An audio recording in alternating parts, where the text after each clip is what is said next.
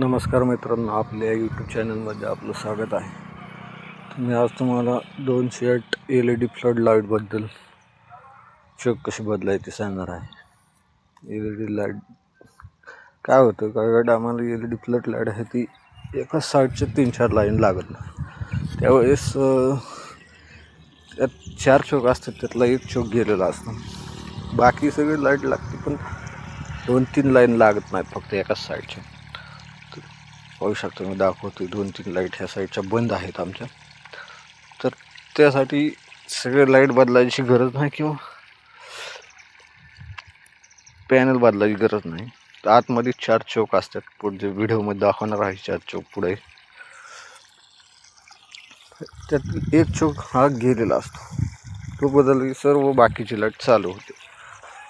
त्यामुळे flood light पूर्ण बदलायची गरज नाही. किंवा आता मी खोलतोय, पाहू शकता असे स्क्रू असतात वरती कडून 3, 6, 8 स्क्रू आहेत बघा. स्क्रू साईडने खोलतोय मी आता. स्क्रू खोलून घ्यायचे आहेत. 8 स्क्रू असतात ह्याला, सर्व स्क्रू खोलायचे आहेत. आमच्या चॅनलला सबस्क्राईब केलं नसेल, सबस्क्राईब करून घ्यावे असे नवीन व्हिडिओ पाहण्यासाठी. स्क्रू खोलतोय मी.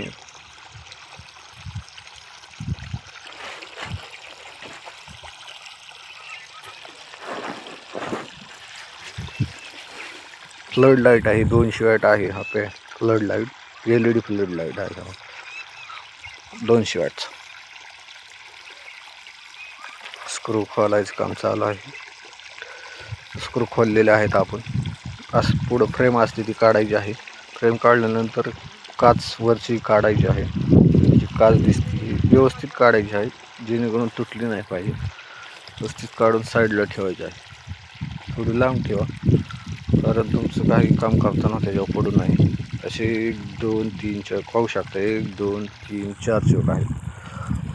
तर चोक असे वरून नाही कळलं तर सिरीजमध्ये चेक करायचे आहेत. तर काही चोक कसं काळे पडतात, फुटतात. काही चोक आता हे काहीच दिसत नाही, त्यामुळे हे कळणार नाही. तर आपण सिरीजमध्ये चेक करून घ्यायचे आहेत. तर सोपी पद्धत आहे ती, खालच्या खाली त्याच्या खालीही चोक गेलेला असतो. त्यामुळे शक्यतो 90% चोक त्या खालचाच जातो. पण काही वेळेस जर ही जी वायरिंग असते ती केलेली असली, इकडे अदला बदली झालेली असेल कंपनीकडनं, तर चोक सिरीजमध्ये जोडून चेक करायचे आहेत. आता आपण तो चोक काढणार आहे प्रथम. या साईडचा हा चोक काढून घेणार आहे आणि त्या जागी नवीन चोक टाकणार आहे. चोक बदलून टाकलेला आहे आपण, पाहू शकता.